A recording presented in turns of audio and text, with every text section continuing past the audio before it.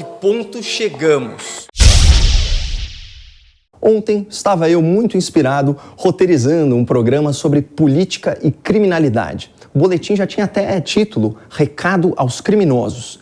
Eis que, de repente, não mais que de repente, eu recebo da direção dessa emissora a seguinte mensagem, que foi endereçada a vários colaboradores e já está publicada até na mídia. Aspas. Com base em decisão do Tribunal Superior Eleitoral, estamos orientados pelo jurídico a não fazer qualquer associação entre o candidato Lula da Silva e o crime organizado. Putz, lá se vão pelo ralo horas e horas de pesquisa e redação. E o pior é que nem foi a primeira vez. Ouvintes e espectadores mais atentos já repararam que nessas eleições, muitas edições do Boletim Coppola não foram ao ar. Às vezes, a ordem para derrubar o conteúdo se dava com o programa pronto. Nesses casos, a sua exibição ficava limitada às minhas próprias redes sociais e ao canal Caio Coppola no YouTube. Em mais de uma ocasião, eu confesso, cheguei a me indignar com a direção da casa. Isso é censura! Ontem mesmo, eu reclamei, praguejei e até cogitei rescindir meu contrato num ato de protesto. Contudo, avesso a decisões impulsivas, eu passei essas últimas horas em profunda reflexão e, deixando um pouco o ego de lado, decidi me submeter a essa verdade suprema que emana dos nossos magnânimos tribunais. Afinal de contas, quem sou eu, reles bacharel e mero comentarista, para desafiar, para questionar a decisão de ministros de tão ilibada reputação e notável saber? Aspas para um outro trecho do comunicado do Grupo Jovem Pan. As críticas aos ministros e ao judiciário não são recomendadas pelo nosso jurídico nesse momento. E faz todo sentido, onde já se viu criticar magistrados e instituições que só querem o bem da nossa democracia. Isso não é liberdade de expressão, é crime de opinião. Só falta transformar em lei, mas isso é um detalhe. Da minha parte, comunico a quem possa interessar que sou um homem mudado e um crítico enquadrado.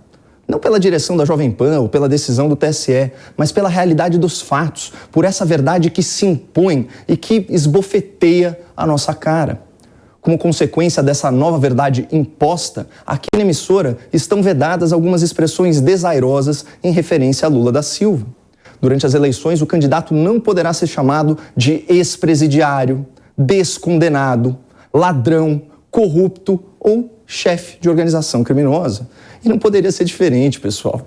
Quem é mais leigo na ciência jurídica talvez não saiba interpretar corretamente o princípio constitucional da presunção de inocência. E aqueles que desconhecem o nosso direito contemporâneo ainda acham que inocente é aquele que não cometeu crime. Ledo engano. Segundo o entendimento majoritário do STF, inocente sem culpa é aquele que não possui sentença penal transitada em julgado.